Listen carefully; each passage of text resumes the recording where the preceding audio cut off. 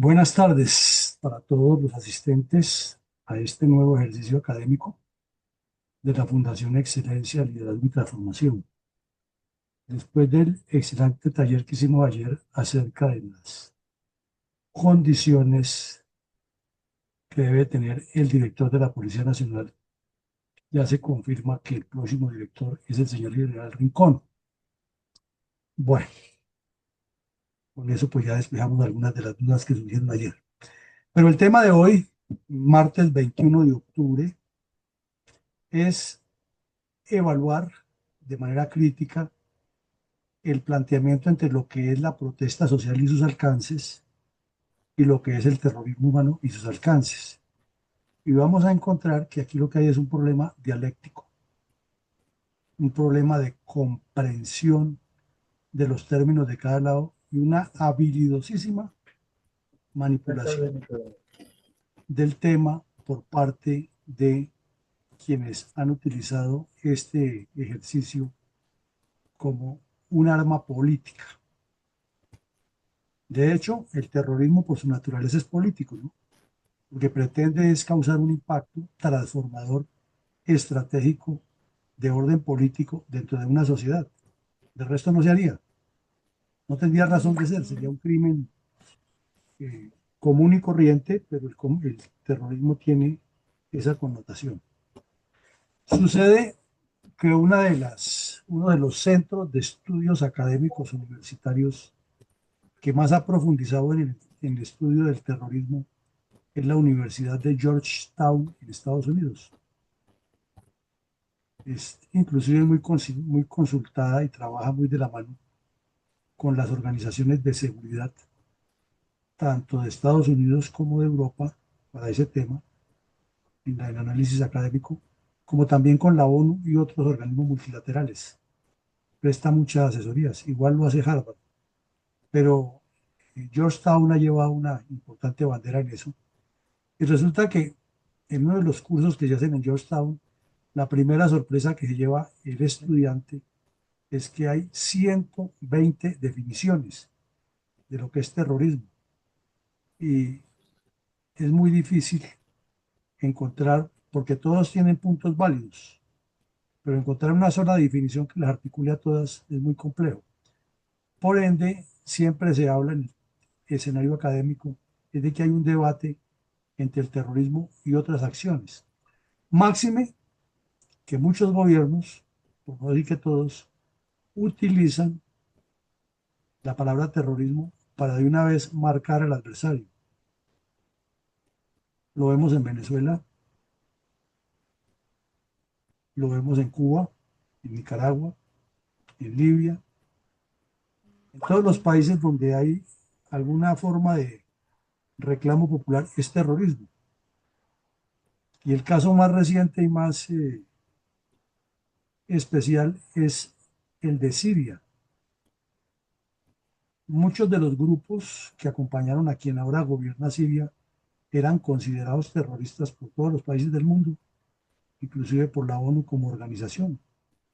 Ahora que está en el poder, entonces le han ido quitando ese rótulo y a pesar de que muchos de los que gobiernan a Siria en este momento pues tienen las manos manchadas de muchos crímenes, ahora son un Estado, e inclusive para evitar la cooptación por parte de adversarios ideológicos, en el caso de los chiitas y los sunitas, entonces recibe apoyo total ahora de Arabia Saudita, de Qatar, de Kuwait. Esto es muy complejo, es demasiado complejo. Y otro caso muy real es el de Hamas. Hamas es considerada una organización terrorista por muchos países del mundo. Sin embargo, se le ha dado el reconocimiento al Estado palestino. Y como lo hemos analizado en varios eventos que ustedes han visto, ¿y cómo hacemos para saber que estos señores están en capacidad de convertirse en un Estado y no seguir utilizando lo que ellos consideran una forma de lucha contra el enemigo sionista?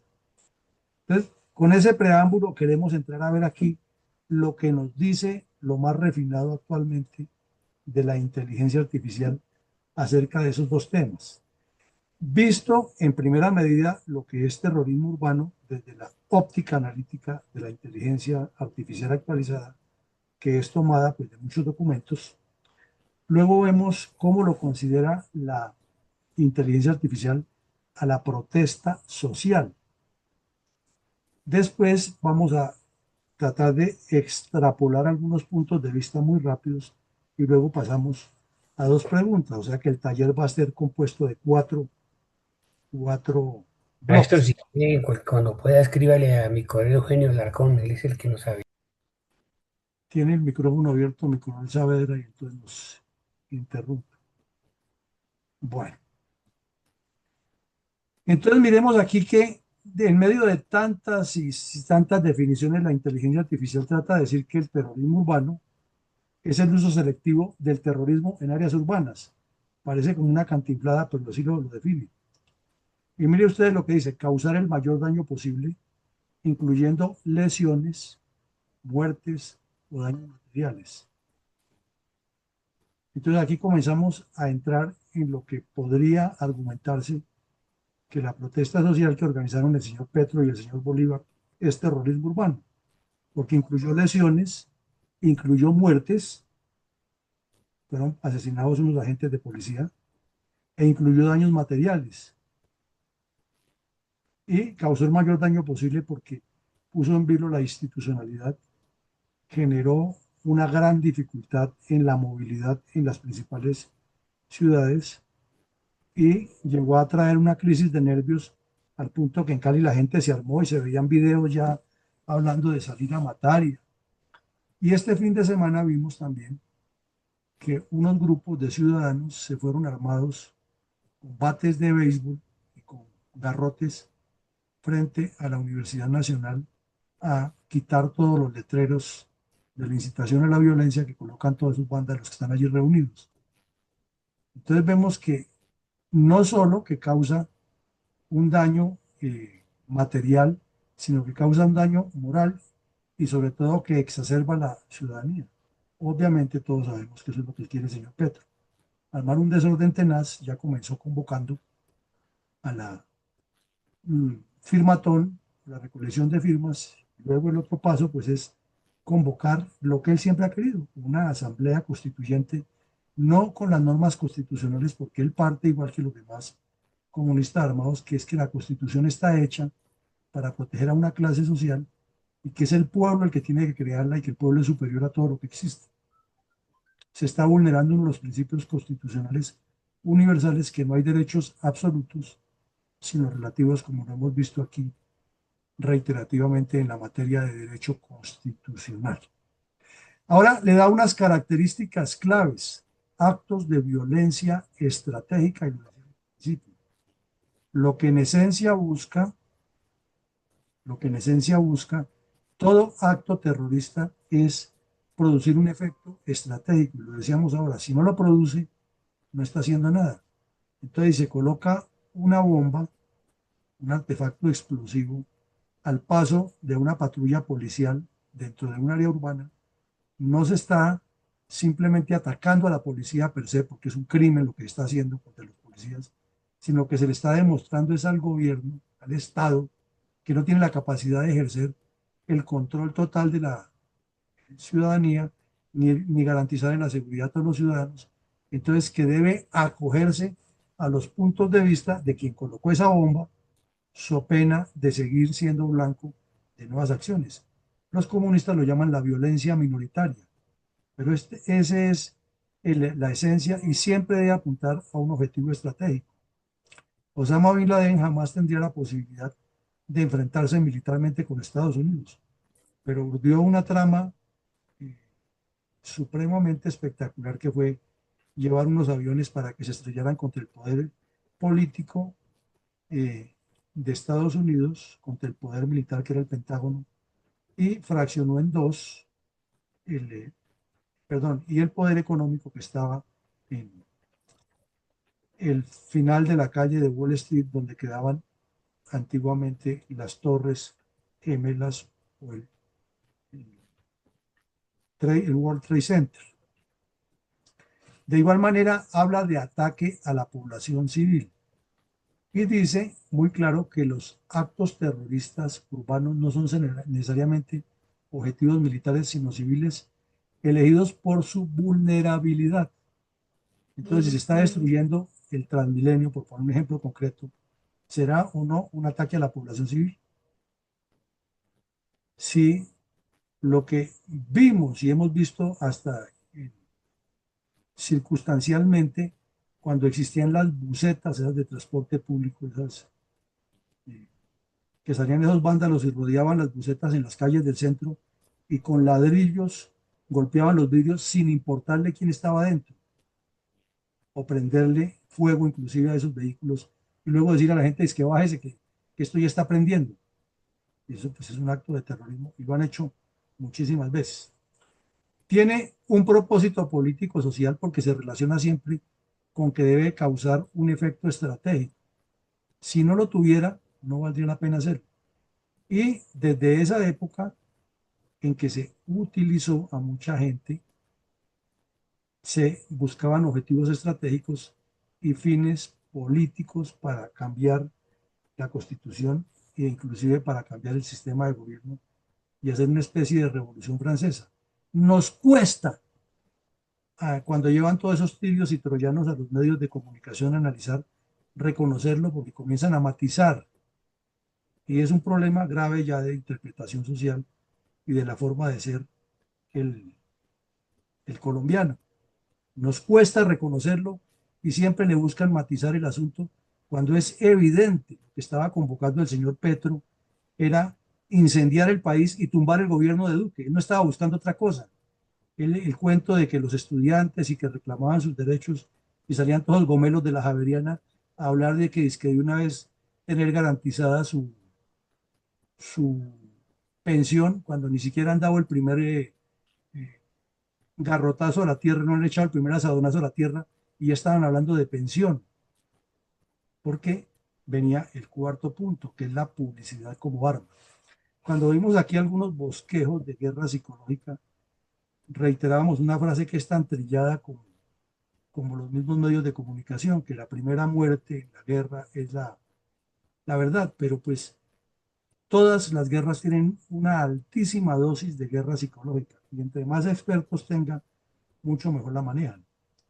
De eso hay manuales y manuales en la antigua Unión Soviética y ellos regaron esa doctrina con mucha habilidad en el mundo y por ejemplo el mundo árabe los copió de maravillas y los grupos yihadistas islámicos que cogieron fuerza durante la Guerra Fría siguen esa doctrina al pie de la letra y si no hagan el ejercicio, búsquense el manual de Al Qaeda que está en internet y hagan una cotejación que también lo encuentran en internet con el catecismo del buen revolucionario de Bujarín. Y la única diferencia es que los unos dicen que están en nombre de Alá, bendito sea, y una vez se dan golpes de pecho, y los otros dicen que es la violencia del proletariado. Pero los métodos que proponen son similares, la forma organizativa es similar y la forma de presentar siempre una verdad después de agredir, ser agredido. Pero tiene una connotación tenaz.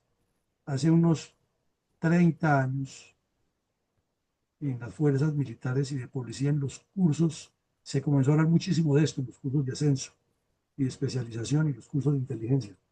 Era cómo se utilizaba la propaganda como arma de guerra.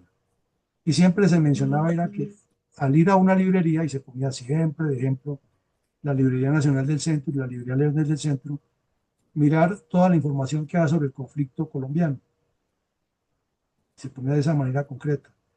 Y siempre se daba una cifra. Se encontraron 53 libros, pues 49 o 50 eran escritos con dos manos izquierdas, por Molano, eh, por Jorge Enrique Botero, por todos los que con el paso del tiempo demostraron era que eran militantes de las FARC, miembros del Partido Comunista, y lo negaban en su momento, pero cuando ya las FARC se desmovilizaron, quedaron completamente, se les cayó la máscara, pero ya nadie le interesa eso. Pero sí se insistía muchísimo en que la contraparte no producía documentos serios porque estaban, era siempre en lo que han andado toda la vida, buscando cómo repartirse el poder. Hoy está ocurriendo algo que es más grave. Resulta que al consultar la inteligencia artificial profunda, no la superficial que se encuentra así a boca de jarro, sino ya entrando a debatir con la inteligencia artificial, los argumentos siempre son basados en lo que dicen los escritores de izquierda. ¿Y por qué no se encuentran otros argumentos? Porque no los hay. No ha habido quien los escriba. Entonces se considera como propaganda y finalmente la inteligencia artificial recurre a que hay un debate y que en ese debate toca seguir examinando. Por ejemplo, hace unos meses encontré en internet un testimonio impresionante de una joven que perteneció al M-19 y que comenzó su carrera terrorista en Cali y cuenta con nombres propios, con sitios donde se reunían en Bogotá, aquí en la Universidad Nacional, y con profesores de nombre propio, quienes eran los que los reunían y los organizaban a los estudiantes de sociología y antropología, y dice que fue compañera de Alfredo Molano, de este señor Alfonso Cano, el cineasta ese famoso, que todos hacían parte del mismo combo y que no eran simplemente ideólogos comunistas, pertenecían al grupo, lo dice ella, y es la biografía de una joven, ya es una señora de más de 70 años, que perteneció a las FARC, al M-19 y cuenta toda su historia. Pero quien se atreva a decir eso en Internet dice que eso es propaganda de la CIA. Entonces, ahí hay un problema grave. Bueno, ahora miremos otro detalle para que nos vayamos formando la idea. Las tácticas que se utilizan, y aquí dan cuatro, y miren ustedes, atentados con vehículos, eso lo mencionan especialmente lo que hacen los yihadistas. Tiroteos masivos, que son las acciones que se cometen especialmente en el Medio Oriente, en Afganistán, donde llegan las fuerzas de un lado o del otro y barren a todo lo que se encuentran. Bueno, toma de rehenes y secuestrados. Lo refiere especialmente cuando ha habido casos como las embajadas, etcétera. Pero cuando dice atentados con bombas, no determina cuáles bombas. Y cualquier bomba, cualquier artefacto explosivo, es un atentado. Es un atentado. Dígale a los pasajeros que se bajen o no les diga y póngase al bus la bomba Molotov o el artefacto. Eso es un atentado terrorista. Eso no tiene otro nombre. Pero siempre lo matizan y le dan la vuelta, que fue que durante las protestas hubo actos vandálicos. No, eso no es un acto vandálico, es un acto terrorista. Pero, como les decimos, el problema es que se matiza y que hay tantas definiciones que termina bailando en la cuerda floja y se convierte ese en un ataque verbal entre uno y otro a ver cuál logra más público que le crea y no se llega a lo concreto. Ahora dice ustedes, mire, el contexto legal y político del acto terrorista plantea desafíos legales y de seguridad complejos, al punto que se vuelve multinacional. Y no es que los estados no lo hayan previsto. Por ahí en el año 2003, en una reunión que hubo en El Salvador, la OEA planteó ese problema y hubo un compromiso que lo firmaron todos los miembros de la OEA, que es combatir de manera coordinada todos los agentes generadores de violencia en temas de narcotráfico, terrorismo, eh, trata de personas, lavado de activos, tráfico de minería ilegal, tráfico de órganos humanos. Todo eso se metió en un solo paquete. Pero viene un problema, como lo planteábamos ayer, a una estación ecuatoriana, que se ideologiza. Entonces depende el gobierno que esté y la óptica que tenga en Latinoamérica frente a Estados Unidos, apoya o no apoya. Por ejemplo, en el Ecuador están devanándose los sesos por el crecimiento del narcotráfico y lo más fácil es echarle la culpa a Colombia. Y claro que los colombianos eh, tenemos en nuestro país mucha gente que está metida en eso y colocarle el dedo al sol sería querer taparlo con un dedo. Pero se les olvida que el señor Rafael Correa organizaba con la señora María Augusta Calle, que es otra excelentísima dirigente comunista, actos de reunión de terroristas de todo el continente en el Paraninfo de Quito, en el Ecuador. Ya llegaban todos los delegados de los partidos comunistas y de las FARC, el Sendero Luminoso. Cuanto bandido hoy en Latinoamérica participaba ya en actos juveniles y veían videos de Raúl Reyes, y inclusive invitaron a Raúl Reyes días antes de que cayera, y esa fue la forma que siguieron al tal Aizala, y, que era el cerrajero, y ese fue el que los condujo allá, y las comunicaciones entre Chávez y Raúl Reyes y las comunicaciones entre Chávez y Correa y los delegados de Correa, que había un tal Larrea ahí, que era el estafeta de Correa, y un general del ejército ecuatoriano, que era el propietario de la finca donde Raúl Reyes tenía su campamento. Entonces, ese tema se sale del contexto nacional porque tiene cómplices, porque tiene una forma que crece de manera exponencial, pero hay que saber localizar dónde están esos contactos para poderlo tipificar dentro de los códigos, algo que es imposible en Colombia. Si ustedes revisan toda la bibliografía que hay en Internet acerca de cómo se pretende tipificar en este momento el terrorismo urbano, el que más ha avanzado en eso en Latinoamérica es el Perú, y tiene mucha argumentación jurídica, estemos o no estemos de acuerdo, no estamos diciendo eso, sino que hay mucho elemento jurídico para consultar acerca de cómo tipificar este delito.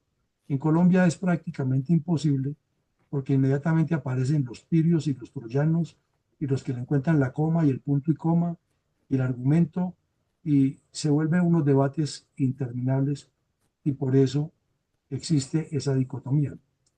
Y aquí lo mismo lo dice la inteligencia artificial, no llega a ser consensuado y desafortunadamente se convierte en contexto mediático o político, porque como no es consensuado, entonces ya se pasa es al terreno de las agresiones mutuas, ya que se carece de objetivos nacionales y de políticas de Estado, porque es que todo el que ataque con acciones violentas de ese tipo para pretender cambios políticos dentro de la estructura social y política del Estado está cometiendo actos terroristas, no está haciendo una lucha popular como dicen los comunistas o una respuesta como dicen los del otro lado, ¿no? Está cometiendo actos terroristas, sea de derecha, de izquierda, está cometiendo un acto terrorista. Pero noten ustedes que hasta en Estados Unidos tienen una gran dificultad, y cada vez que se presentan esos tiroteos, que hemos participado en muchos de esos debates, siempre se encuentran los tirios y los troyanos, que es que un tiroteo contra un poco de gente que está en un supermercado no es un acto terrorista, sino que es un acto de violencia colectiva. O sea, le inventan como el cuento del representante de Petro que dijo que el secuestro de unos policías era una retención humanitaria. O sea, encontrándole siempre la palabreja de cómo, por no llamar las cosas con su nombre. Pero lo que vemos que el problema es el consensuar y darle el punto político. Bueno, pasemos ahora en qué se considera protesta social de acuerdo con la inteligencia artificial avanzada, que de hecho es la que consultan hoy en día las personas, porque les dicen, es que tal autor tiene tal tesis y tal otro autor tiene tal tesis. Y primero, los costos de los libros son altos. Segundo, no se consiguen todos en las librerías colombianas, por poner un ejemplo. Tercero, los estudiantes no tienen los recursos para hacerlo, y lo que hay en las bibliotecas a veces no es suficiente. Entonces, ¿a dónde van los muchachos? Al Internet, al doctor Google, a la inteligencia artificial, que cada día toma más fuerza, como lo vimos. Y encuentra esta definición, que es una manifestación pública, individual o colectiva, de un desacuerdo, oposición o indignación con las acciones u omisiones de un gobierno u otra entidad. Y dice además que pretende buscar transformación social y jurídica.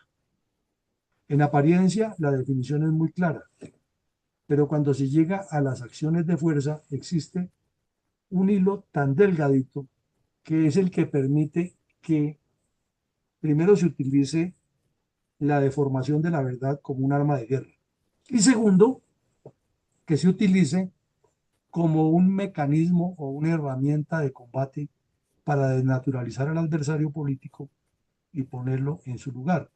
y quien a conciencia, ciencia y conciencia lo está haciendo, sabe que puede manipular eso porque siempre tendrá un argumento. Y más la gente formada en el Partido Comunista, con toda esa doctrina que viene desde la Guerra Fría, que tienen ya, parten de un concepto, que lo hemos estudiado aquí muchísimo. Para el comunismo se parte de que la verdad revolucionaria es que la violencia es partera de la historia. Y hagan el ejercicio por prueba. Métanse a la inteligencia artificial avanzada, tanto del doctor Google como el ChatGPT, y dígale un acto de violencia en una llamada protesta social corresponde a lo que Carlos Marx llamó que la violencia es parte de la historia. Pero se le ha dado tanta vuelta que inmediatamente le aparece a usted, bueno, se consultaron 753 fuentes y tantos libros, tantos artículos, aparece ahí de carrera. Y la conclusión que tiene la inteligencia artificial para su inquietud es la siguiente. Y siempre le voltea la torta y le dice, no, lo que pasa es que el señor Carlos Marx y el señor Federico Engels, cuando dijeron eso, lo que pretendían era decir que era la violencia era el último estado al que podría recurrir la masa popular. Y eso no es cierto, ellos no dijeron eso. Léanse los libros que dijeron esos personajes que además son farragosísimos. Para leerse el Capital se necesita mucho más paciencia que para leer el Quijote. Pero usted nunca encontrará que ellos dijeron que era la etapa final.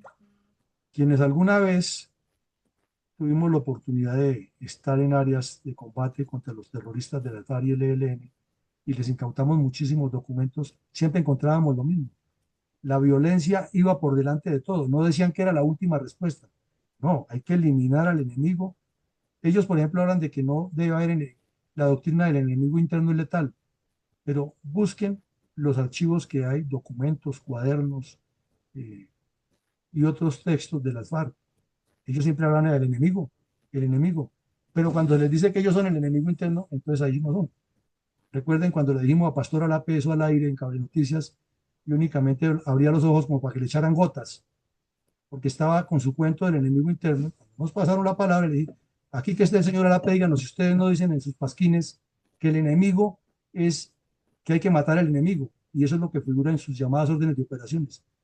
Apenas abrió los ojos y dijo, bueno, sí, sí, había unos ajusticiamientos, le dije, no, ajusticiamientos no, asesinatos, señor Arape. Dijo, bueno, sí, asesinatos. Entonces, ese es un problema complejo del uso de la palabra y de la justificación de lo que es protesta social, tanto en la acción armada de las guerrillas como la promoción de lo que ellos llaman la vanguardia revolucionaria, que es la que tiene que llegar a la toma del poder o llevarlos a la toma del poder, pero que según las FARC ellos son esa vanguardia y según el ELN ellos son el pueblo en armas. Es la diferencia que tienen los dos, pero es lo mismo. Ahora, dentro de esta protesta social que hubo aquí de Petro, quedó plenamente demostrado en los documentos que le encontraron a Romaña cuando se fue para el infierno. Le encontraron documentos en los cuales el tal Paisa había venido aquí a Cali, había venido a Medellín y se había reunido con los vándalos y las FARC les han dado dinero para participar en eso. Todo eso lo publicó la señora Vicky Dávila en la revista Semana, hasta con los facímiles de lo que allí apareció. Pero pregúntenle al doctor Google, dice que al parecer, que probablemente, ¿por qué? Porque toda la narrativa que se hace es desconociendo eso y entonces se queda nomás el documento de Semana frente a 4.000 documentos que dicen lo contrario. Entonces ya se habla es que hay un debate en el cual no hay fuerza suficiente para demostrarlo. Y ahí vemos todas las características, que es un derecho humano, claro, la protesta es un derecho humano porque hay libertad de expresión, etcétera. Es un mecanismo de participación democrática. Sí, pero es que no se puede coger de juguete. Aquí en Colombia todos los días el centro de la ciudad está trancado, o la 72 o la 30 en la Universidad Nacional, porque todos los días hay una forma de estar vandalizando el país. Y hay gente como la niña que lleva 17 semestres en la universidad y andaba por ahí en Gaza. Alguna vez conocimos en la Universidad de Antioquia un personaje que llevaba 24 años en la Universidad de Antioquia y había pasado por todas las carreras, pero en ninguna avanzaba y era estudiante eterno y era el jefe de las milicias del ELN, obviamente allá. el ejercicio de la protesta social es legítimo. Claro que es legítimo, pero de manera pacífica y sin afectar a los ciudadanos, porque es que aquí está el cuento que no quieren entender. Es que yo tengo derecho a salir a protestar, pues claro, pero entonces, ¿por qué tengo que afectarle con mis derechos los derechos, por ejemplo, de las personas que van a salir de la ciudad y bloquear la carretera?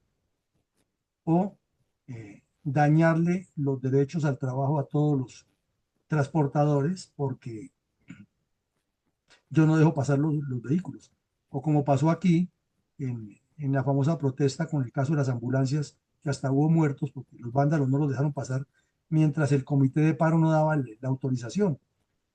Entonces ven ustedes que eso se maneja de una manera muy hábil y que siempre eh, incide es en afectar a la ciudadanía para favorecer a unos pequeños grupos de manipulación política. Recuerden al señor este, el jefe, que tiene un apellido como francés, el jefe del paro, que todas las noches salía en televisión después de que Duque hacía su show de médico experto, seguían las entrevistas al señor este, el presidente de los sindicalistas que estaba promoviendo el terrorismo urbano o la protesta social, de acuerdo a cómo se mire, y siempre decía era que estaban reclamando los derechos. Y cuando los periodistas le enfocaban el tema del asunto de la violencia, entonces volteaba la torta para el otro lado. Es que eso es problema de la policía que no controla que se nos metan los vándalos. Nosotros lo que hacemos es organizar, pero no tenemos medidas de seguridad, porque eso corresponde a la policía. Ah, pero si la policía se mete allá dentro de la marcha, está violando los derechos. Entonces, miren ustedes ese juego de palabras. Bueno, y aquí citan unos ejemplos de protesta social, pero lo que nos llama la atención es que en todas las consultas que hicimos se le da mucha importancia a lo de la protesta social que hubo en Colombia o el paro nacional. Y dicen una cosa que es bastante cuestionable, pero que nos lleva a pensar que el manejo dialéctico o semántico o de la semiología está siendo muy bien utilizado por quienes promueven eso, porque dicen que fue a través de una movilización estudiantil. Y resulta que ahí vimos un poco de estudiantes que a lo mejor estaban felices, como todos los jóvenes, por ir allá a gritar y a cantar, salir con los tambores a hacerlos sonar, felices. Y como la pandemia decía que no podían salir, y por naturaleza el joven le gusta llevar la contraria a lo que esté establecido, pues feliz, saliendo allá a hacer escándalo. Y además porque los entrevistaban en los medios y les daban posibilidad de hablar. Pero nos llamó la atención que había gente de los Andes y la Javeriana hablando de que los jóvenes reclamaban el derecho a la pensión. En lugar de primero ponerse a trabajar y desarrollar el país, estaban pensando en la pensión. Y de los Andes y la Javeriana. Los otros que hablen de esa manera, pues uno entiende que detrás hay una ideologización fuerte. Y luego, pues nos presenta, curiosamente, cuando usted pide en forma general, no está pidiendo por la protesta social en Colombia. El doctor Google o la inteligencia artificial lo llevan exclusivamente a esto, a resaltar que es en Colombia. Da la sensación de que quienes manejan eso lo han hecho de tal manera tan estratégica que han venido metiendo tanta información en Internet que obviamente cuando la inteligencia artificial hace el barrido y capta, lo que más se encuentra es en Colombia. Y de hecho, como lo ven ustedes ahí, es uno de los subcapítulos con que se maneja eso. Bueno, visto esto, entremos a mirar unas realidades muy rápidas para pasar a la primera pregunta. Todo esto nos deja una enseñanza. Aquí hay una narrativa de la propaganda y un habilidoso uso. No se puede negar. Hay un manejo claro de una narrativa de propaganda con fines muy concretos de vender una verdad. Y esa es la verdad. Y esa narrativa es mucho más poderosa que sacar a la gente a la calle. Estos muchachos son un instrumento. ¿De qué? De un objetivo político. Y los objetivos políticos está demostrado a lo largo de la historia de la humanidad, desde los primeros cientistas políticos que hubo, que la propaganda, o sea, propagar una verdad, así no sea cierta, pero está propagando, está generando en el receptor una idea. Lo segundo es, lo dijo Lenin y lo siguen utilizando ellos, hay que tener siempre idiotas útiles. En la Revolución Rusa los llamaron o los utilizaron a los mencheviques y los fueron eliminando uno por uno, porque decía Lenin que entre más pocos, más fuertes. Y aquí lo hemos resarcido varias veces. Señor Lenin, ya nos tomamos el poder, ya estamos en el poder, somos los soviets en el poder. Bueno, ahora sí tracemos el plan de gobierno. ¿Cuál plan de gobierno? Aquí lo que tenemos es que armar una revolución para que haya una sacudida tal que rompamos todas las estructuras vetustas y no vayamos a chocar con esas estructuras en el momento de ahí sí entrar a ejercer el poder. Analicen ese pedacito y fue lo que originó una masacre impresionante de personas en la antigua Rusia y los países que fueron convirtiendo en Unión Soviética durante el asentamiento de los bolcheviques después de la Revolución de Octubre del 17, más o menos hasta el 21 o 22, cuando ya Lenin comenzó a listar maletas para irse para el infierno.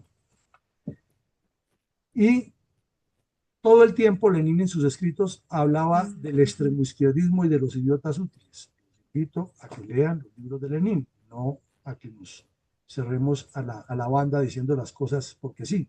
Y vean ustedes que cada orientación que él daba en eso, aquí hay que manejar estratégicamente. Ahora miremoslo en nuestro escenario. Todos esos jóvenes que protestaron hace 4 años y salieron a destruir a Bogotá o a acompañar a los que destruían a Bogotá mejor, hoy seguramente ya no, ya primero la madurez de la vida, segundo ya serán profesionales la mayoría y tendrán sus empleos y estarán en otras cosas y lo verán como una primavera del 68 en París. Como que yo hice parte de eso, pero eso no sirvió para mayor cosa. Pero esos idiotas útiles se reciclan y vendrán otros jóvenes y habrá otros que definitivamente se quedaron con esa mentalidad como Petro y siguen incidiendo e insistiendo en que esa es la solución. Entonces ya hay dos realidades ahí que no nos podemos ir en contra y decir que no, que eso no, que las estamos viendo. Pero es que hay otra realidad, la corrupción de las dirigencias políticas, no solo que es atávica, sino que es demasiado descarada, y lo estamos viendo en este momento. Son los responsables de que este caballero haya llegado al poder, pero están buscando es desnaturalizarlo con todo lo que hace, que además es fatal. ¿Para qué? Para volver nosotros, pero no tienen una proyección clara de cómo corregir los problemas y de reorientarlos para resolverlos, sino las frases de cajón son las mismas tres que insistimos y las repetimos. Las fuerzas militares y de policía saldrán a cumplir con lo que les toca. Segundo, la presencia institucional del Estado en las regiones. Y tercero, es que esa politiquería que ha acabado con Colombia, ahora sí llegó el que va a arreglar esto. Todos se enmarcan dentro de esa solución, pero proyectos claros, por ejemplo, este tema tan complejo, ¿cuál es la solución que se le va a dar? ¿Sacar la policía a repartir garrote únicamente? No creo que sea la solución. ¿O dejarlos que hagan lo que quieran? Tampoco. Esto hay que buscarle caminos mucho más estructurales. Y aquí hay otra realidad que no la podemos tapar con un dedo. Todos los gobiernos han dicho, para eso tenemos las Fuerzas Armadas. Entonces los políticos caen como los gatos. Se le voló Pablo Escobar a Gaviria y su kinder y finalmente los que respondieron fueron los del ejército. Nadie del kinder perdió el año. Nadie. Al contrario, esos siguieron avanzando y después fueron ministros, procuradores, eh, candidatos presidenciales, expertos analistas, cancilleres, pero todos tenían que ver con semejante fracaso. Pero ese no es el único. En el Palacio de Justicia, Belisario Betancourt, responsable absoluto de lo que allí pasó, porque él era el que tenía maniatadas las fuerzas militares y de policía. Y eso no lo podemos negar porque lo vivimos en carne propia. Quienes patrullamos en zonas de combate en esa época, nos tocaba remendar las botas de los soldados con alambre, decirle a los alcaldes que nos regalaran uniformes camuflados, perdón, blue jeans, y coger a los soldados y que cosieran esos camuflados encima de esos harapos de camuflado, encima de los uniformes. Cargar los portafusiles de los soldados con cabullas. Eso nos tocó. Era en la época de Belisario Betancourt. Y eh, él a toda hora era hablando de paz. Hace poquito vimos en la memoria histórica un asesinato asqueante que hubo en el Caquetá de un teniente, que era inclusive de mi promoción, eh, lo asesinaron las FARC, una emboscada asqueante ahí en la vía entre Florencia y Neiva. Y ese mismo día el señor Belisario Betancur envió a 4 señores de estos, encabezados por Otto Morales Benítez, a que se reunieran con Tiro Fijo en Colombia, Huila, no muy lejos del sitio, y regresaron maravillados. Decía Otto Morales Benítez que él no se imaginaba encontrar en Tiro Fijo a ese hombre tan culto que no se le salía una mala palabra y a esos guerrilleros tan disciplinados y esa elocuencia de Jacobo Arenas que él no se había imaginado nunca eso. Y el asesinato terrible de 12 militares, incluido el teniente, pasó como si no hubiera sucedido nada y los medios le dieron fue eh, mucha, eh, destacaron mucho la reunión de Otto Morales con los bandidos allá en Colombia, Huila. Pero lo peor es que cuando la situación se empeoró, entonces llamaron al ministro de gobierno. No, no, ya, pero el ministro de Defensa está poniendo los puntos de la silla del general Landazábal, está diciendo esto. ¿Ustedes qué dicen como ministro de gobierno?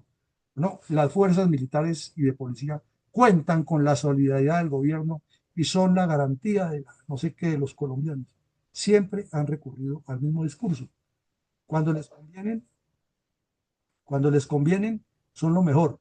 Cuando César Gaviria Trujillo era el presidente de la Cámara de Representantes, no fue el que armó el escándalo que las fuerzas militares eran lo peor y no fue el que persiguió al general Arias Cabrales y al general Nelson Mejía Henao, y cuando ganó la presidencia le pidió a Barco que los destituyera porque él no quería que ellos los dos lo acompañaran en la recepción del cargo. Y todo eso le hicieron caso. Y se arrodilló ante los bandidos en la constituyente y todo lo que hizo durante su desgobierno y después aparece ahora a decir que lo que se necesita es darle fortaleza a las fuerzas militares. El señor Pastrana no se arrodilló ante Tiro Fijo en el Caguán. No lo estoy inventando, ustedes lo recuerdan. Cuando una vez Claudia Gurizati entrevistó por la noche al terrorista Raúl Reyes, le dijo, oiga, mire, esta señora está diciendo que ustedes le secuestraron el hijo, que se lo tienen ahí escondido en el Caguán. Y dijo Raúl Reyes, dice que vamos a mirar quién fue, porque es que aquí operan unos bandidos. Aquí operan unos bandidos, imagínense, como diría Jaime Garzón, cuac, también hay tiempo para el humor. Y el señor Pastrana arrodillado completamente ante las FARC. Y hoy lo vemos criticando a Petro, dice que porque se arrodilla ante los terroristas. De ver y no creer. Bueno, otra realidad de todo esto, la protesta social y el terrorismo, es que las negociaciones de paz terminan siendo superiores a la defensa nacional, a la constitución y a las costumbres de los colombianos, a las buenas costumbres. Entonces queremos decirle que formemos colombianos con carácter, con defensa de la no sé qué, con esto y lo otro, pero al mismo tiempo le estamos enseñando en los colegios y las escuelas que los terroristas no son malos, sino que son los que representan los justos derechos del pueblo. Es más, llevando el sombrero de Carlos Pizarro León Gómez, untado de sangre hasta la médula, dice que llevándolo de símbolo nacional, y la toalla de tiro fijo, los hábitos del cura Camilo Torres, que son personajes que mancharon la historia de terror y que son símbolo de todos estos criminales, pero a los niños enseñándole eso, pero hay que hacer y formar colombianos con carácter. No nos damos cuenta que con todas las negociaciones de paz, como que estamos es llevando el país al revés. La otra realidad que también duele reconocerla, inclusive al doctor Google en su inteligencia artificial le duele reconocerla, a pesar de los centenares de casos de demostraciones que hay. La docencia infiltrada, infiltrada hasta los tuétanos. No todos los docentes son comunistas, ni mucho menos promotores, pero tienen sus células y ellos son los que organizan, los que inducen, los que impulsan y los jóvenes que quieren ser contestatarios eh, se dejan obnubilar y ese es el profesor que va en contra de lo que está establecido y es que parece que en la juventud es como muy bueno, porque todos tuvimos 20 años, como ir en contra de lo que está establecido, ¿no? Como probar lo que no es, lo que es novedoso y en ese aspecto terminan muchos jóvenes metidos en la violencia. Bueno, también es cierto que en Colombia hemos tenido desde la época de la independencia la idea de que todo lo que sea Estado viene del rey y es malo, y se nos quedó en ese hábito. Y si ustedes miran la historia de las guerrillas colombianas, es como un reflejo de la época de la independencia, que hay que luchar contra el Estado, es malo. Y el argumento es que es una lucha entre pobres y ricos, que ahora ya no entre liberales y conservadores. Decía Chispas en la carta que le envió a la reina Olga Lucía Botero, que era la instrucción que le estaban dando en las escuelas comunistas para transformarlo de guerrillero liberal a comunista en el MRL. Entonces, esa idea viene arraigada desde hace rato y la vivimos en carne propia en muchas zonas de combate. Cuando uno hablaba con los campesinos, reunía las juntas de acción comunal, siempre sentía ese ambiente pesado. Es que gracias a ustedes son del Estado, pero por lo menos vienen aquí y hablan con otros. Pero el Estado es bla, bla, bla, bla, bla. Seguramente tienen razón en mucho, pero es que la idea ya está metida, o sea, ya hay una prefabricación mental y es difícil quitársela porque se ha vendido la idea, por ejemplo, que el Estado puede fabricar billetes, que es lo que dice Petro, ¿no? Y entonces la persona que no tiene conocimiento dice, bueno, pero es que es fácil que impriman más billetes y repartan para los pobres, porque eso es lo que se ha vendido. Entonces, eso es un camino para llegar a que la protesta social rompa ese hilo fino entre terrorismo y... Pero no me alargo más, mi coronel Alarcón. Tiene usted, cada uno de ustedes, la siguiente situación. Está en un auditorio juvenil que ya ha sido ideologizado previamente por la izquierda con todo esto que vimos. Pero ahora usted tiene que mostrarle con unos argumentos muy cortos, pero muy concretos, que las acciones comunistas violentas son terrorismo urbano y no protesta social. Y por eso le ponemos aquí el calificativo, el adjetivo, violentas. Y violenta pues es lanzarle bombas molotov a un policía, es tirarle ácido en la cara, es prenderle candela a un bus de Transmilenio, es destruir una instalación pública o privada, es impulsar un robo masivo de o pillaje o vandalaje a un supermercado, lo que se hace en esas protestas. Bueno, mi coronel, entonces, para que usted le dé la palabra a los asistentes y escuchamos sus reflexiones, ¿cómo harían para demostrarle esto a los estudiantes de manera muy concreta? Buenas noches para los que no he saludado en el día de hoy. Muchas gracias, mi coronel, por aceptar y ordenarme la moderación de las preguntas en el día de hoy. ¿Qué argumentos presentaría ante un auditorio juvenil ideologizado previamente por la izquierda para demostrar que las acciones comunistas violentas son terrorismo urbano y no protesta social? Para su respuesta, les vamos a insistir en el día de hoy con el uso del tiempo, sus 2 minutos, máximo 2 minutos y medio, pero por favor, concentrémonos concretamente en la respuesta. Le vamos a dar la palabra primariamente a mi coronel Saavedra. Adelante, por favor. Mi coronel Giraldo tiene la mano arriba, no tengo Ay, problema sí, de... no, perdón, no lo había visto. Mi coronel Giraldo, adelante. Sé que está ocupadito. Bueno, Adelante, por muchas favor. gracias. Bueno, yo como primera medida colocaría el ejemplo de famoso estallido social de la izquierda antes de las elecciones del 2022, organizadas por los dos Gustavos y representantes de los tres alcaldes de las tres ciudades principales de Colombia, Bogotá, Medellín y Cali. Con eso empecé a mostrar los daños que causaron, los que quemaron, la petrolera que violaron, los edificios que incendiaron, los locales comerciales que quedaron, y después ya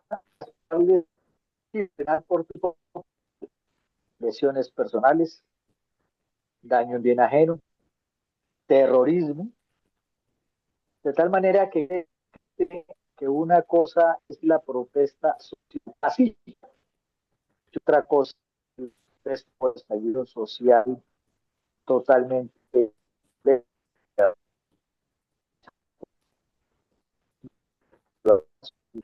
por las dos fronteras, por la de Cúcuta y por la Guajira, y simplemente mirar todo el daño que causaron, todo el perjuicio que causaron y todos los derechos fundamentales de las personas.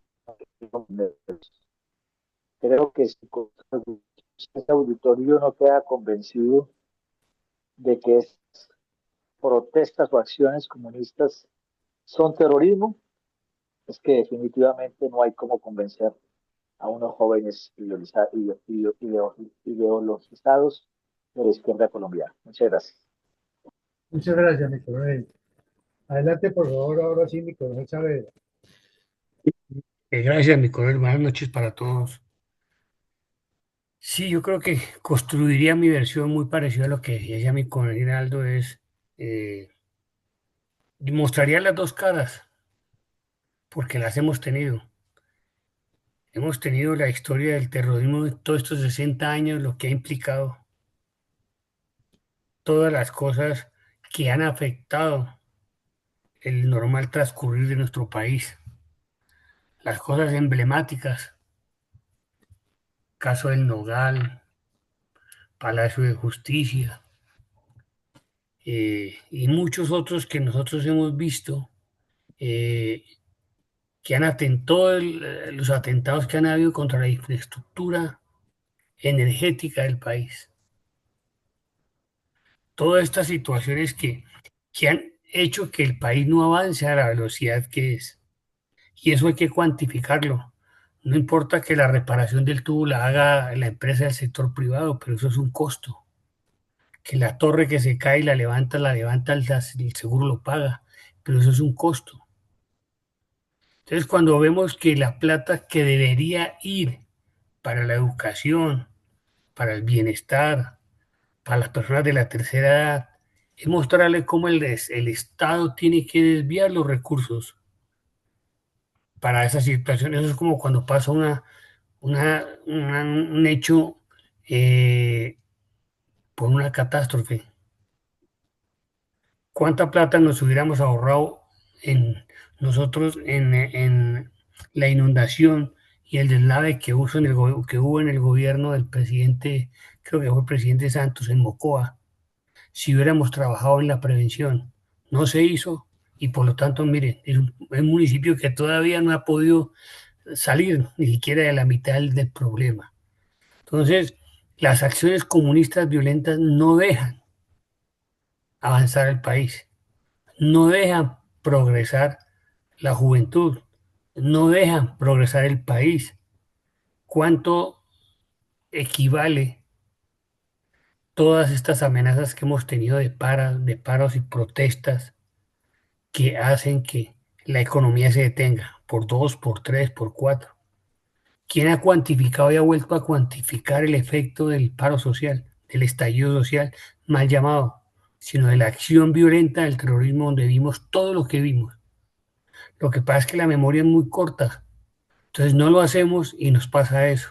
Se olvida, deja de ser esto, porque no renovamos y no revivimos lo que está pasado. Aquí mi coronel lo ha dicho y todos lo hemos oído. El que no aprende de la historia, pues está condenado a repetirla por un lado y por otro que es más triste, no saber nada de lo que pasó. Y también tenemos ejemplos de protesta social que se ha hecho como una justa causa que tiene la gente, pero una protesta que no afecta, una protesta que sencillamente dentro de los términos y las condiciones se manifiesta. Las hemos tenido y también se pueden mostrar. Yo creo que hay suficientes argumentos. Lo que pasa es que dejamos de publicar las cosas. Yo creo que lo comentaba una vez aquí, no recuerdo si era El Tiempo o El Espectador, sacaba a doble página todo el costo de la violencia, de la guerrilla hecha en el año tal en el país. Cuántas tomas a la población hubo, cuántas cosas esto y se cuantificaba y cuánto afectaba eso al país y cómo retrasaba el crecimiento y desarrollo del país. Entonces, esas son las acciones. Lo que pasa cuando el terrorismo va adelante y la protesta social se queda sencillamente como otra herramienta que se debería usar para todo este tipo de cosas, pero es más rentable para la delincuencia, es más rentable para el comunismo, es más rentable para desestabilizar el país, acciones de terrorismo, como la hemos visto y como la seguiremos viendo. Y seguramente que de aquí a abril, que inicie la primera vuelta, vamos a tener muchas sacudidas fuertes. Ojalá estemos mejor preparados para eso. Muchas gracias, mi coronel. Muchas gracias a usted, mi coronel. Adelante, por favor, mi sargento mayor Osvaldo Ramírez.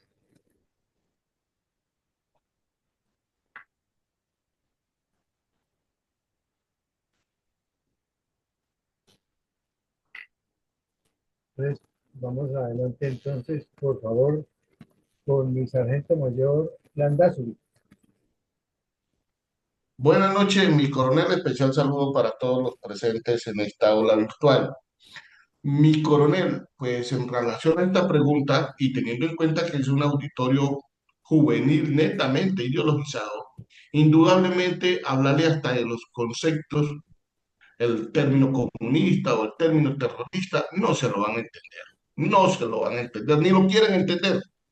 Entonces toca mostrarles a este auditorio juvenil realmente que hay una necesidad de ellos que construyan, pese a su pensamiento y paradigma crítico, tienen que autoconstruir una esencia personal e individual que no sea manipulado por ninguna facción política. Es decir, empoderarlos, que se sientan ellos mucho más poderosos que el mismo indio que los está utilizando. Eso está funcionando hoy en día a la luz del estudio de las nuevas generaciones. Estos muchachos ya no comen cuentos ni quieren saber de los temas siquiera. Entonces, cuando son auditorios juveniles ideologizados netamente, Francia nos da un gran ejemplo. Este tipo de auditorios se están tratando de identificar con sus necesidades individuales, primarias. Miren el tema del ICETEX. Eso nos causó unas líneas de pensamiento. Más de uno se le volteó la torta porque vieron realmente lesionados sus intereses, no los intereses del comunismo o los intereses del partido como partido. A estos jóvenes no les interesa esa construcción societaria. Entonces creo que me identificaría mucho más para que me entendieran ese auditorio juvenil con base a sus necesidades individuales y personales. Muchas gracias, mi coronel. Muchas gracias a usted, mi sargento mayor. Doctora Ethel, adelante, por favor, con las buenas tardes. Muy buenas noches a todos. Hay ciertos pasos y ciertas comunicaciones con la juventud que no son ni siquiera en los códigos más sencillos los que pueden llegar a poner atención. Sin embargo, poniéndolos en la misma vereda, en las consecuencias que se están viviendo en Colombia, nada menos, es más sencillo abrir los ojos.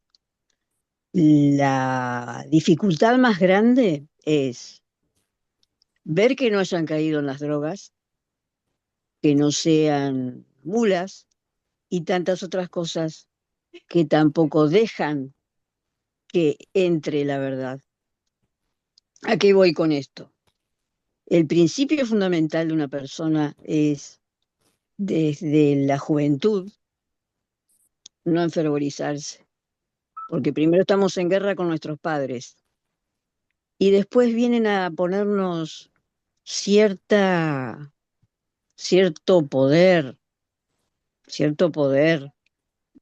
a levantar una bandera y ponerle bigotes a una figura de héroe de la patria, desvestir estatuas o ponerles polleras y tantas otras cosas que la izquierda envilece la juventud, porque es un juego peligroso que puede llevar en las manos el día de mañana una bomba y lo van a hacer convencidos de que están bien, que defienden la ciudadanía, la persona misma de las agresiones del Estado. Es más fácil, hay muchísimo material, muchísimo.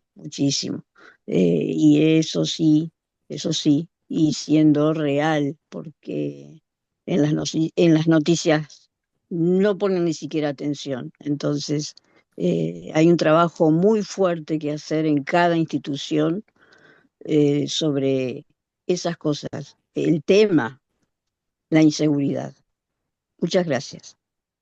Muchas gracias, mi doctora, mi general Herrera, cordial invitación para su aporte en el día de hoy.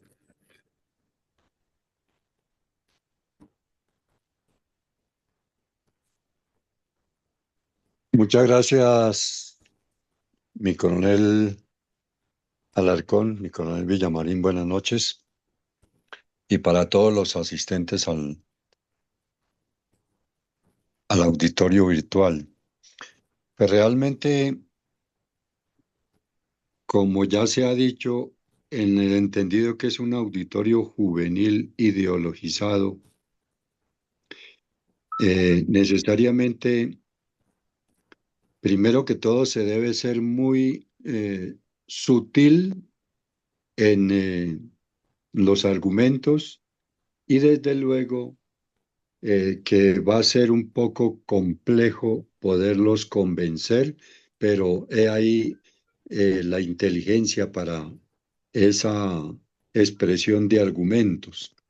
En primer lugar, muy rápidamente, pues recurriría a manifestarles que posiblemente ellos no estén dotados de la cultura eh, legal en el sentido de que conozcan la Constitución Política de Colombia, que es la norma de normas.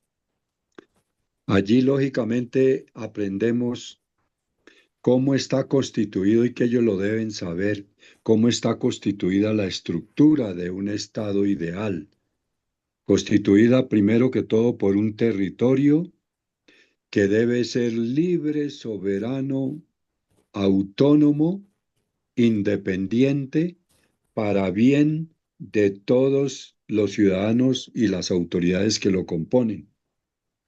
En segundo lugar de importancia en esa estructura del Estado está la población.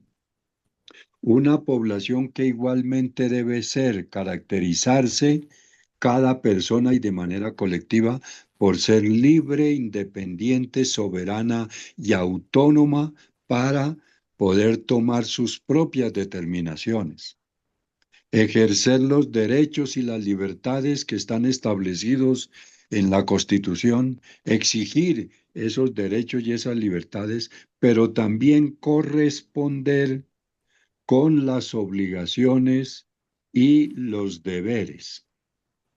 Dentro de esa estructura también está la legislación. Lógicamente que todos los ciudadanos, como lo establece la Constitución Política en el artículo 4, determina que todos los ciudadanos residentes en el país, en Colombia, están en la obligación de respetar las leyes y de respetar a las autoridades. Que esas leyes y esas autoridades se establecieron precisamente porque la misma población lo ha requerido como el constituyente primario. Si no hubiese unas leyes y unas autoridades, pues todo sería anarquía, todo sería anomia. Entonces, la anarquía, darles a entender a ellos que se recurre a ella cuando, valga la redundancia y lo repito, se recurre al odio, al resentimiento, a la violencia, al conflicto, a la aplicación de procedimientos contrarios a la ley. Y desde luego que existen unas autoridades integradas por los tres poderes, que es la misma sociedad la que ha reclamado que así se establezcan, como el poder legislativo, el ejecutivo y el judicial. Que todos los ciudadanos tenemos derecho a elevar peticiones respetuosas a todas las autoridades, y éstas están en la obligación de darnos respuesta pronta y oportuna. Que necesariamente esas autoridades del Estado están en la obligación de resolver de alguna manera las necesidades básicas, procurar, como lo dice el artículo 2 de la Constitución, procurar la prosperidad general, imponer de manera legal la convivencia y la seguridad ciudadana en igualdad de condiciones para todos. Que en todo caso, la protesta pacífica está establecida y garantizada por la Constitución, pero debe ser como lo establece la ley. La protesta violenta está proscrita en la misma Constitución. Y que, como lo decía anteriormente, pues lógicamente las autoridades están en la obligación de darnos respuesta pronta y oportuna a los requerimientos que haga la ciudadanía, sobre todo para lograr el bienestar y la calidad de vida como fines supremos del ciudadano, que todos los ciudadanos tenemos igualdad de derechos y que lógicamente no nos dejemos dejar adoctrinar, manipular, someter ni condicionar, porque eso no nos lleva sino a la destrucción. Que la destrucción es recurrir al atraso y a arrasar, como quien dice, entre ciudadanos y destruirnos en todo sentido. Muchas gracias. Muchas gracias a usted, mi general. Tenemos los aportes por parte de mi doctora Sonia Rodríguez, bienvenida de nuevo, y la de mi coronel Isaac Betancourt. Le voy a permitir leer la doctora Sonia Rodríguez. Contaría la historia de una familia en la que el padre pertenece a la fuerza pública y uno de los hijos participa en acciones violentas disfrazadas de protesta social. Relataría el drama cuando reciben la noticia de que el padre o el hijo ha resultado herido, la angustia de la madre buscando ayuda, la deserción escolar de los hermanos y la desesperanza que deja la violencia. Con esta historia buscaría conectar con el auditorio desde lo humano para mostrar que detrás de cada enfrentamiento hay vidas rotas, no héroes. La intención de esta narrativa es la de dejar de romantizar la violencia que tiene origen en los sueños juveniles por marcar cambios profundos y marcar la diferencia entre la protesta social, que es un derecho legítimo para exigir cambios, y los actos que destruyen, intimidan o matan, que son terrorismo urbano. No se trata de ideología, sino de humanidad. El verdadero cambio se construye con diálogo, empatía y participación, no con miedo ni destrucción. Coincido, hay que trabajar en el empoderamiento. Muchas gracias, mi doctora Sonia Rodríguez. Por otro lado, tenemos el comentario de mi coronel Betancourt en el Facebook Live, que dice lo siguiente: quien no es socialista a los 20 años no tiene corazón, y quien lo sigue siendo después de los 40 no tiene cerebro. Winston. Le damos la palabra entonces inmediatamente a mi sargento mayor Osvaldo Ramírez.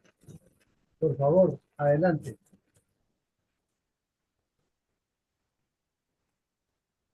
¿Me ayuda, Daniel?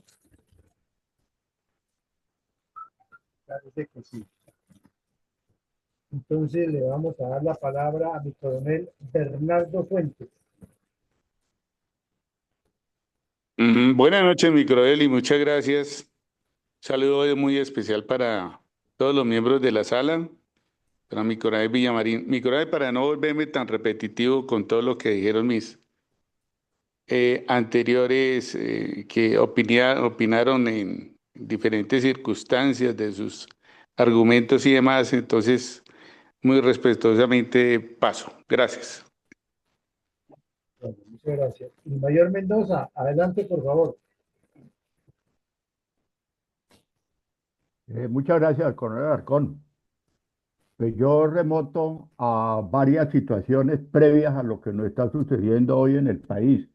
Primero, en noviembre del 2019 se iniciaron las marchas violentas en el país y especialmente en Cali, acá con los indígenas y lo que nos sucedió acá.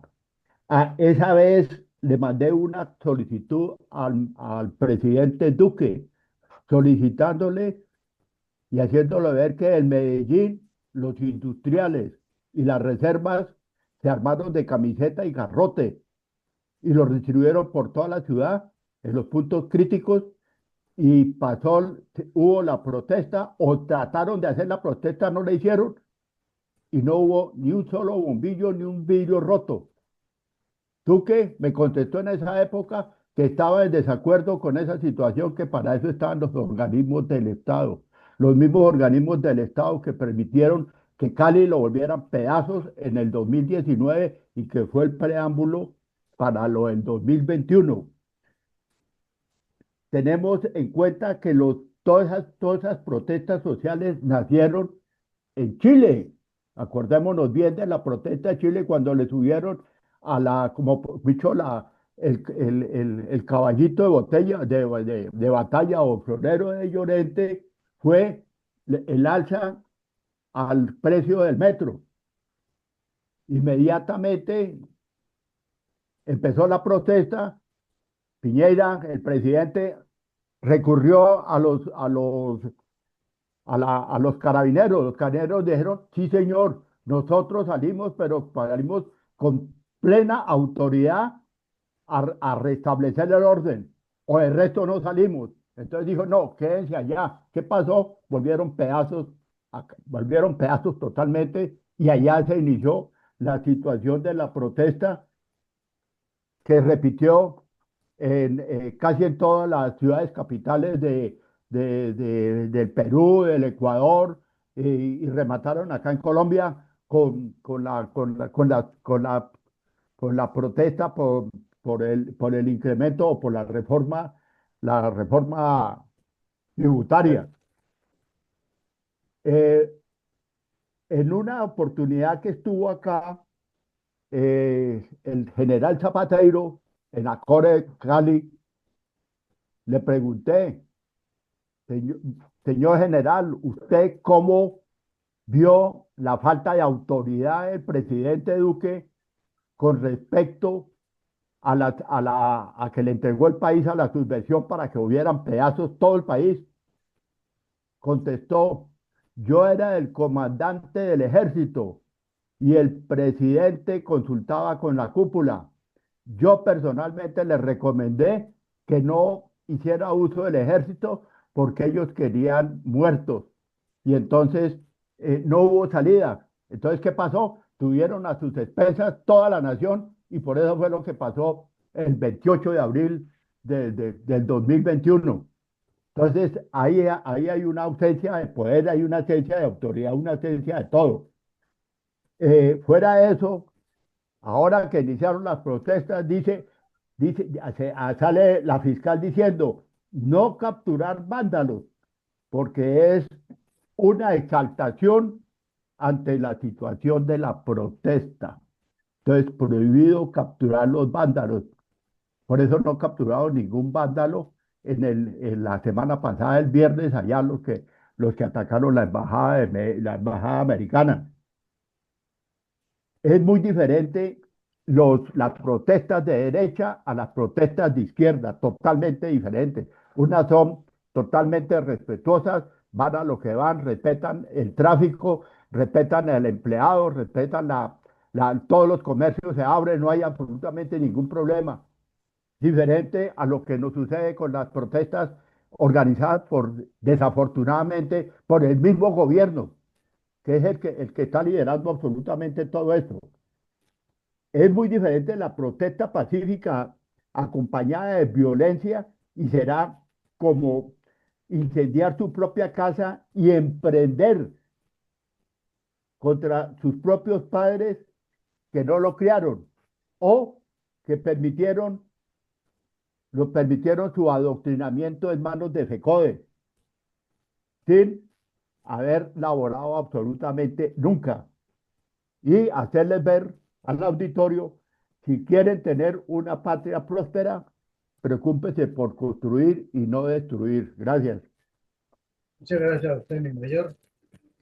Mi coronel Betancourt hace una nota aclaratoria de la frase que nos envió, que yo leí, que decía lo siguiente, o dice lo siguiente: quien no es socialista a los 20 años no tiene corazón, y quien lo sigue siendo después de los 40 no tiene cerebro. Winston Churchill. Tiene la palabra mi coronel Iván González. Gracias, mi coronel. Buenas noches para todos. Pues yo utilizaría todos los ejemplos que se han dado por los que han intervenido anteriormente para demostrar que la protesta pacífica es civilización, pero la protesta violencia es brutalidad e ignorancia, atraso. Esos serían argumentos para demostrar que la protesta violencia es igual al terrorismo, solo que se procura que sea algo moderada para que no llegue a niveles de criminalidad, destrucción y brutalidad máximos. Entonces, por eso se cree erróneamente que la protesta violenta, moderada, entonces no es delictiva ni tiene culpa y por lo tanto no se le debe enjuiciar, porque el terrorismo criminal y delictivo contra la persona es un delito de cualquier forma, ya sea simplemente porque no le permiten abordar el transporte para ir a trabajar o simplemente porque lo humillan o lo ofenden psicológicamente o lo incomodan físicamente, bueno. Y por supuesto que también es delictivo pues cualquier terrorismo violento contra los bienes y dejar de creer que los bienes del Estado no tienen dueño. Pues sí tienen dueño. Los bienes del Estado los dueños somos todos los colombianos. Y eso es el hecho de ser una propiedad colectiva y compartida, pues no significa entonces que porque no afecta a una persona en forma individual, entonces no es criminal, no es punible. Es el caso, por ejemplo, de los errores, del error de que se acostumbra de la autonomía universitaria. Entonces, primero crearon el concepto de la autonomía universitaria, si no estoy mal creo que fue en París y aquí lo adoptamos, para significar de que se dé oportunidad de pensamiento, de análisis, de ideología, de estudio académico, y que no se induzca a las personas por ese medio a pertenecer a X o Y partido político, o de adaptar a esta o aquella religión, por supuesto. Pero entonces ya por ahí se fueron metiendo para ideologizar en forma partidista, política y religiosamente a los alumnos, a las mentes. Y además, ahora hemos llegado hasta el extremo de decir que la autonomía universitaria es también administrativa y territorial, y que entonces que la fuerza pública no puede entrar a los predios de las universidades. No, por el contrario, es que la universidad es una propiedad pública, es del pueblo, es de todos los ciudadanos, y las personas que laboran ahí los pagamos todos los ciudadanos. Por lo tanto, el Estado, el gobierno, que es el encargado de administrar el bien público y colectivo y compartido, pues no se le puede negar el derecho de ingresar a una universidad para impedir que allí se planeen actos terroristas o allí se ejecuten destrucciones de bienes. Y después vamos a ver entonces a santos políticos diciendo que no, que lo que hicieron de estudiante no valió la pena y que entonces el señor de la calle no tiene ningún antecedente porque lanzaba los pupitres y lanzaba tejas del techo de la universidad para protestar. No, no. Ahí está precisamente la hipocresía y la debilidad. Hipocresía por parte de los dirigentes políticos y la debilidad del Estado para permitir que estas ideas se le acomoden y se le adapten hasta esos puntos. Entonces, si es que la universidad es permitido desarrollar actos violentos, entonces allí es más derecho todavía de que las autoridades ingresen para impedir esa violencia, porque esos predios, esas facilidades, esa infraestructura de edificios y de salones y de lugares de recreación se convierten en batallones de violentos y en instalaciones y campamentos de terroristas. Entonces, así es, utilizar todos esos ejemplos para que les quede claro a la audiencia la diferencia entre civilización y brutalidad escondidas respectivamente como protesta pacífica o como protesta violenta y lógicamente delictiva. Muchas gracias, mi coronel. Muchas gracias a usted, mi coronel. Mi coronel Carvajal, por favor, adelante. Gracias, mi coronel. Buenas noches para la sala. Ante un auditorio juvenil ideologizado previamente por la izquierda, les diría los siguientes argumentos para que ellos entiendan cuál es la diferencia entre el terrorismo urbano y la protesta social. El terrorismo urbano es el uso selectivo del terror para causar el mayor daño posible, como lesiones personales, muertes, pánico y causar miedo en la población civil. El terrorismo urbano es la alteración del orden, interrumpiendo las vías, el transporte urbano, el lanzamiento de piedras, de bombas molotov, de acciones que tienen connotación de delitos. En cambio, la protesta social es muy diferente. Son movimientos para reclamar derechos, pero sin violencia. Derecho a vivir mejor, derecho a una mejor educación, a la salud, al empleo, al arreglo de una vía, a la construcción de un puesto de salud, de una escuela, pero todo esto sin violencia. Es decir, en la protesta social no se cometen delitos. Muchas gracias. Muchas gracias a usted, mi coronel Carvajal. Mi coronel Villamarín, vamos con la segunda pregunta, por favor. No, mi coronel, ya se nos agotó el tiempo, esa la dejamos para la próxima semana, retomamos este mismo seminario que está muy interesante.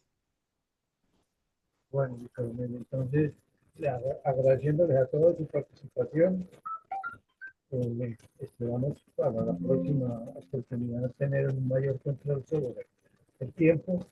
Desafortunadamente, estos temas que son tan importantes requieren de mucha atención por todos ustedes, por todos nosotros, y sinceramente todos queremos hablar y expresar lo que sentimos y lo que pensamos sobre la temática. De todas maneras, muchas gracias a todos por su atención, por sus aportes, y vamos a pasar a lo pertinente relacionado con las conclusiones. Pequeñas conclusiones porque solo llegamos a una pregunta y la bendición por el día de hoy por parte de nuestro presidente Víctor Villamarín.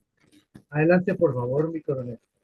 Bueno, mi coronel, muchas gracias a todos ustedes. Muchísimas gracias porque fue muy rico en aportes, una riqueza intelectual interesante aquí y una demostración de que los problemas no tienen una única solución, sino que tienen son muchos aspectos atinentes a ellos para buscar una solución que sea la mejor. No la única, sino la mejor, que son dos cosas diferentes. Y el tema que abordamos hoy es algo que sugirió desde hace días mi general Hipólito Herrera, un distinguido oficial experimentado de nuestra Policía Nacional que tiene mucha experiencia tanto en estos temas de seguridad urbana como de lucha contra el narcotráfico, que nos ilustra siempre, que interviene en esos puntos específicos con unas visiones muy claras. Entonces nos había propuesto esto y hoy hicimos la primera parte, lo imaginábamos que iba a ser así, que por la riqueza de los aportes no alcanzaríamos a abordar la segunda, pero la próxima semana tomamos el segundo taller eh, para volver a tratar este tema. ¿Qué vimos hoy? Pues vimos en primera medida una definición general de lo que es el terrorismo urbano. Para ubicarnos académicamente decíamos que ni siquiera las grandes universidades de Estados Unidos que le han dedicado tiempo y recursos han podido determinar una definición concreta y que el caso específico de Georgetown tiene 120 definiciones para el terrorismo y todas las considera válidas. Y claro, no son definiciones de personas que hablan del tema, sino de especialistas que han estudiado. Igual sucede, y me faltó decirlo en el preámbulo, con el Centro contra el Terrorismo de West Point. Yo les recomiendo que se inscriban a ese centro, es gratuito. Produce unos documentos fabulosos cada mes sobre este tema y cada estudio que presentan esos señores, pues claro, les pagan y los mandan a viajar por el mundo y tienen una conexión con documentos muy valiosa y producen unos informes de 8 o 10 páginas, pero es un deleite leer eso, de cómo enriquecen el conocimiento acerca del tema específico del terrorismo. Bueno, pero aquí lo que vimos fue las características del terrorismo urbano, una definición muy general, y luego pasamos a ver las tácticas que utilizan, hicimos la cotejación entre lo que realmente nos ocurre aquí con lo que se denomina por parte de la izquierda como protesta social y se acerca más a terrorismo urbano, como está conceptuado actualmente por la inteligencia artificial, que a protesta social. Luego vimos cómo se maneja y que tiene un contexto legal, obvio, y que también tiene un contexto político que es el que pretende salirse de la línea y convertirlo ya en, en la yuxtaposición de los derechos con la violencia. Y luego vimos ya una definición clave de lo que es la protesta social. Tocamos algunos puntos que ya los habíamos iniciado a tocar cuando hablamos del terrorismo urbano, entonces ya nos quedaba más fácil resumir esto. Y lo que nos llamó la atención es que al abordarlo como tal, la inteligencia artificial está en este momento yendo directamente a Colombia. Aunque lo mencionamos, toca temas de Estados Unidos, de Sudáfrica, de las comunidades LGTBIQ, etcétera, pero al llegar a las conclusiones, dijéramos, científicas que hace la inteligencia artificial, va directo a Colombia. Entonces ya llama la atención eso, que es mucho el material que le ha colocado los interesados en difundir por las redes, por la internet, esa información y muy poco el que se le ha colocado de la contraparte. Inclusive poníamos el ejemplo de lo que hizo la señora Vicky Dávila con la revista Semana respecto a los documentos de Romaña y sin embargo son opacados por la nube de documentos que trae el otro lado. Y luego presentamos una especie de reflexiones de algunas realidades que se derivan de allí, de lo que vemos, y pasamos enseguida a la primera de dos preguntas, pero no alcanzamos sino a contestar esto. Entonces lo decíamos al comienzo, interesantísimo la cantidad de aportes que surgen de ustedes, porque todos son válidos y tal vez como concluyó al final mi coronel Iván González, no se puede desechar ninguno, porque hubo unos puntos de vista desde el orden humano, como el que nos envió Sonia Rodríguez, que nos plantea cómo con un ejemplo muy concreto se presenta un escenario en el que definitivamente aquí ya no hay ideologías y no hay temas de enfrentamientos por credos políticos, etcétera, sino lo que hay es una realidad de unos seres humanos que la mamá esposa ve como sus dos personas más cercanas, su hijo y su esposo, terminan siendo víctimas de la violencia. Vimos también el de el sargento mayor de Sander Landazuri, que nos plantea desde el punto de vista sociológico cuál es el entorno mental de estos jóvenes y cómo se debe utilizar la inteligencia emocional para transmitir el mismo mensaje. Igual, mi general Hipólito Herrera lo planteó de ahí y le agregó un elemento importantísimo, que es el ordenamiento legal, el ordenamiento jurídico y la estructuración del Estado para plantearlo de esa manera. Mi coronel Carvajal nos planteó una idea concreta y directa. Bueno, esto es así y así. Lo que determina la ciencia, como se determina, como se denomina el terrorismo urbano, entonces no nos dejemos engatusar por estas vueltas. Y así sucesivamente hubo otros planteamientos que pues no los repito aquí porque entonces se nos alarga y volver a decir lo que decimos todos, pero que nos enseñan eso de la validez de que las soluciones nunca son únicas y unívocas y tienen una vertiente, sino que siempre habrá ese destello de la diferencia que hablábamos cuando estudiábamos aquí la estrategia de MacArthur, de Rommel, que le dedicaban los 5 minutos más al proyecto y encontraban cómo atando una cosa con la otra se daban respuestas inteligentes a los problemas.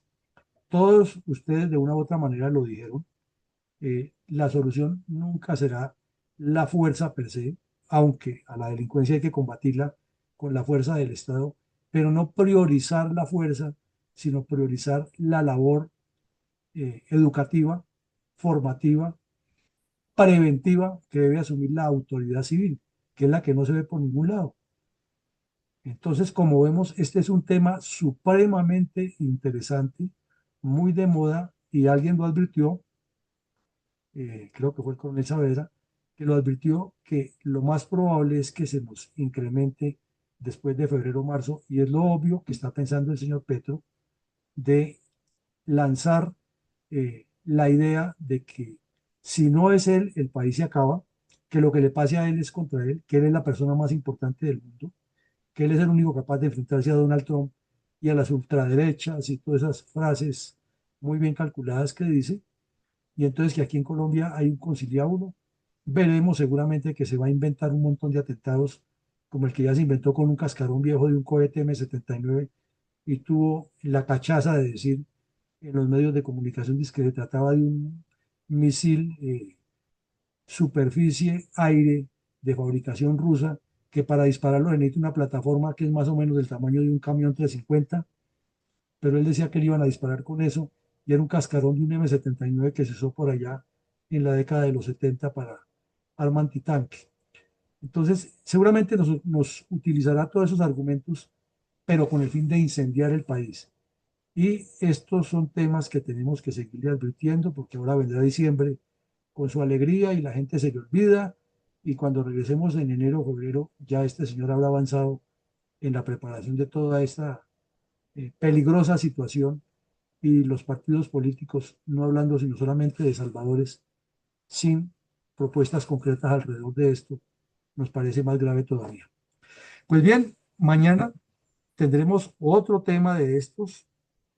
No nos alargaremos tanto en la parte de exposición para siempre tener más participación y más puntos de vista, porque las preguntas, como en la ciencia, son las que ayudan a resolver el problema. Porque cuando se pregunta, se duda. Y la ciencia es dudar. No dudar de manera maliciosa, sino dudar de que siempre habrá algo mejor o más avanzado en algún concepto. A todos, una feliz noche. Muchísimas gracias por estos aportes. Afortunadamente esto queda grabado y podrá ser consultado posteriormente para cualquier evento por cualquier persona, y siempre habrá algún punto de referencia valioso para ayudar a hacer mejor Colombia y mejores ciudadanos. Una feliz noche para todos y que Dios nos ilumine y nos acompañe siempre.